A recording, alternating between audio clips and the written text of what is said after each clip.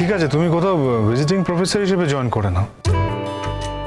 না না, তোমার তো টাকা পয়সার কোনো প্রয়োজন নেই মা। এতগুলো বছর এতগুলো দিন যেটার প্রয়োজন ছিল, হঠাৎ আজ সেটাকে আমি কি করে অস্বীকার করি বলো তো? আর তাছাড়া অর্থের জন্য আমি কারোর ওপর ডিপেন্ড করতে চাই না। আরে ঠিক আছে, এসব কথা পরে হবে, আগে তো মোহরকে খুঁজি। শঙ্খ, আমি কিন্তু তুমি চাইলে আমি তোমার সাথে যেতে পারি। প্রয়োজন নেই বাবা, কোথায় আছেন? ওই তো ওই দিদির বাড়ি ছাড়া তো আর যাওয়ার কোথাও জায়গা নেই। আর দিদির বাড়ি একান্তই না হলে শাশুড়ির বাড়ি, রইল বাকি টিউশন, ওগুলো তো ছাড়িয়ে দিয়েছি, এখন তো আর পড়ায় না। সুতরাং ওর দিদির বাড়িতেই খোঁজ করে দেখি, বুঝলে, ওখানেই থাকবে। তবে একটা কথা বলে দিচ্ছি কিন্তু বাবা, আজ কিন্তু ওর কপালে দুঃখ আছে। তোমরা কিন্তু আমার শাসন করতে পারবে না সবসময়। হ্যাঁ, আমি ওকে বকবো, ও যে কাজটা করেছে সেটা কিন্তু খুব অন্যায় কাজ করেছে। কি আর বলবো বলো, দেখো অন্যায় তো একটু করেছে। আর তুমি তো বউকে নিয়ে আসছো তো আবার এখানে? হ্যাঁ, পৌঁছাতে তো আসতেই হবে এখানে। তাই জন্য না, আমি রান্না করবো, তুমি খেয়ে যাবে, কেমন? ঠিক আছে বাবা, আসছি। টেনশন করো না, সাবধানে যাও।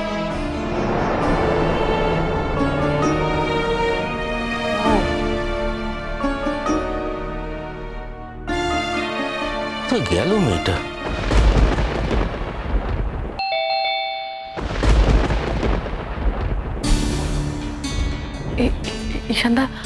ঈশানদা, যদি শঙ্কর রায়চৌধুরী বা তার বাড়ির থেকে কেউ আসে, আমি প্লিজ তোমার সামনে হাত জোড় করছি, তুমি তুমি বলো আমি এখানে নেই। প্লিজ বলো তোমরা এই বিষয়ে কিচ্ছু জানো না, প্লিজ ঈশানদা। আচ্ছা ঠিক আছে, তুমি এখানে দাঁড়িয়ে থাকলে আমি ওকে বলবো যে মোহর এখানে নেই, তাই তো? না না, আমি এক্ষুনি ভেতরে চলে যাচ্ছি।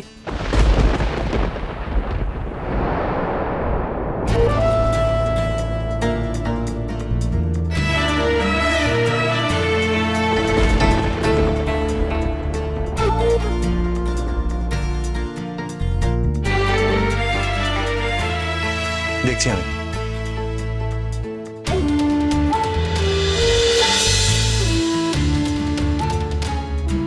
আসুন, প্লিজ কাম।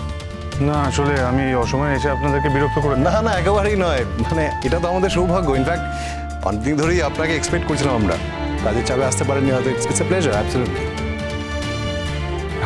হ্যাঁ, না মানে আমি বলছিলাম যে মোহর এসছে তো এখানে।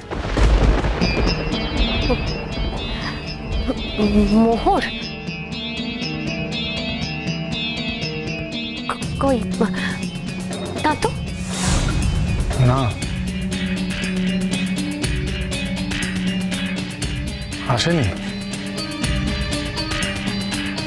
না,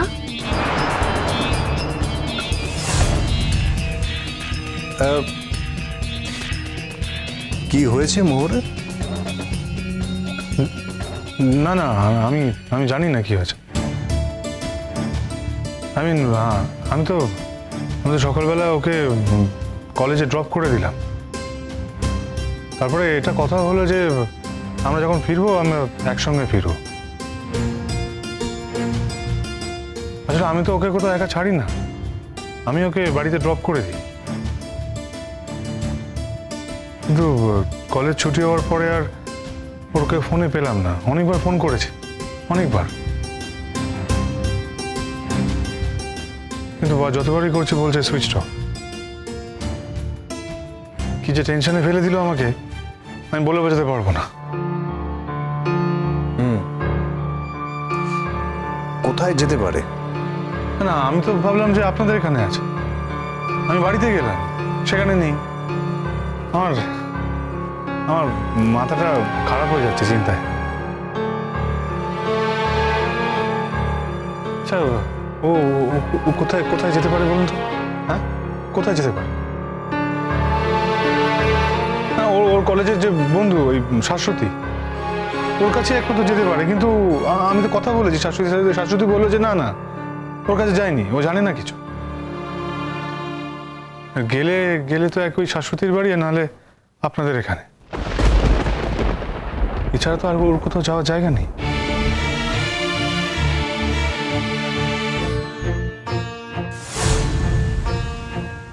আচ্ছা, আপনি এসিপি স্যারের কাছে খোঁজ নিয়েছেন? হ্যাঁ, ইয়েস। এই এক জায়গার কথা কেন যেমন এতক্ষণ মাথায় আসেনি আমি জানি না। আমি ওনাকে ফোন করে নিচ্ছি এক্ষুনি। তাহলে আপনারা বলছেন আপনাদের বাড়িতে আসেনি, তাই তো?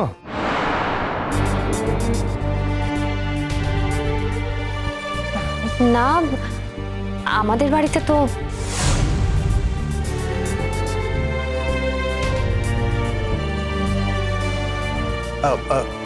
আপনি বসুন না প্লিজ, 5 মিনিট। না না, কি কি বলছেন আপনারা? এখন বসার মতো কোনো মানসিকতা আছে নাকি? মানে কোথায় বা যেতে পারে?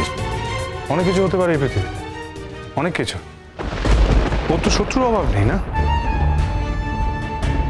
এখন এখন আমার সারা রাত ধরে খুঁজতে হবে। জানি না পাবো কি না, কোথায় গেছে সেটাও জানি না।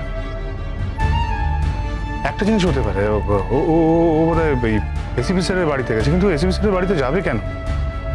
আর ওখানে তো গেলে এতক্ষণ তো থাকার কথাও নয়। ইনফ্যাক্ট ও যদি ওখানে যায় সেটা তো আমাকে জানিয়ে যাবে, সেটাই তো কথা আছে। তাই নাকি? হ্যাঁ তাই। আমার অমতেও কোনো কিছু করে না, আমাকে না জানিয়ে ও কিচ্ছু করে না। আই মিন ব্যাপারটা কিন্তু ভাইসি ভার্সা। মানে ওর যেটা পছন্দ না সেটা আমি করি না, আমার যেটা পছন্দ না ও সেটা করে না। কিন্তু আমি না, আমার কথা বলার টাইম নেই, আমাকে এক্ষুনি বেরোতে হবে। বলছিলাম আমি আপনার সঙ্গে কি যাব? না না, আপনি আমার সঙ্গে কি কি করবেন? না সেরকম দরকার হলে আমি আপনাকে ডেকে নেব। অশান্তি বলুন, কোথায় কলেজ থেকে ফিরে একটু একটু রেস্ট টেস্ট নেবো তা না, এই মেয়েটা আমাকে ছুটিয়ে মার।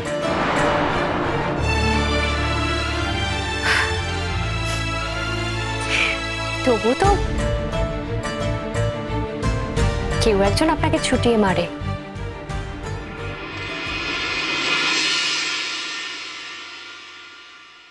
দেখুন এই টেনশনটা আমি নিতে পারি না।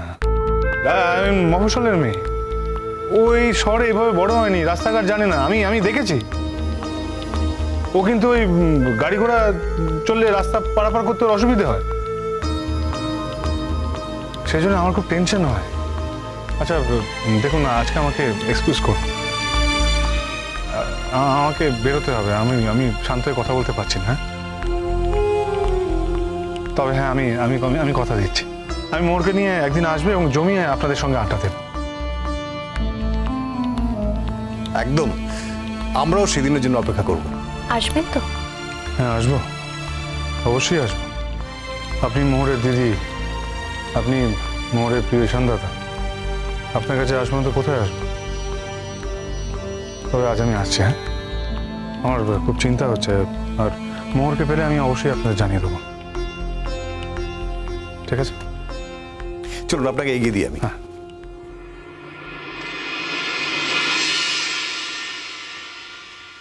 মোহর, এদিকে আয়।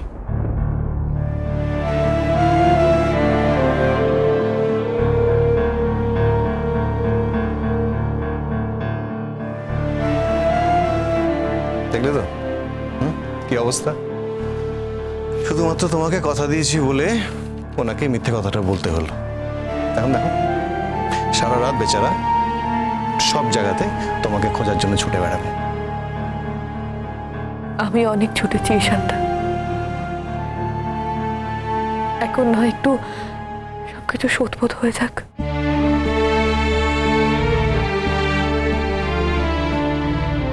কি মানে এটা তুমি কি বললে? যা বলছি ঠিকই বলছি ঈশানদা।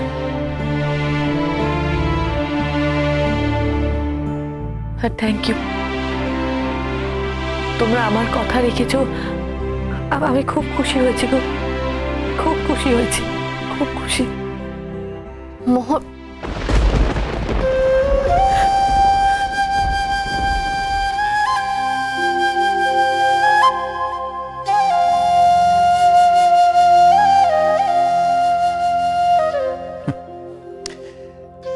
ভেতরে ভেতরে কষ্টে শেষ হয়ে যাচ্ছ, তবু মুখ ফুটে বলবে না।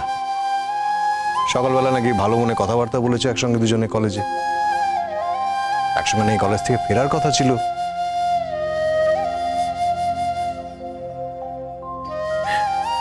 ঈশানদা, জীবনে তো অনেক কথা থাকে, সব সময় কি সবকিছু কথা মতো হয়? মোহর, হঠাৎ করে কি এমন ঘটলো যে সবকিছু গন্ডগোল হয়ে গেল? সব গন্ডগোল হয়ে গেছে দিদি, সব সব কিছু। আমি তোদের কাছে ক্ষমা চাইছি ঈশানদা, তোমরা আমাকে ক্ষমা করে দাও। এই বিষয় নিয়ে আমি আর কোনো কথা বলতে চাই না রে, কোনো কথা বলতে চাই না।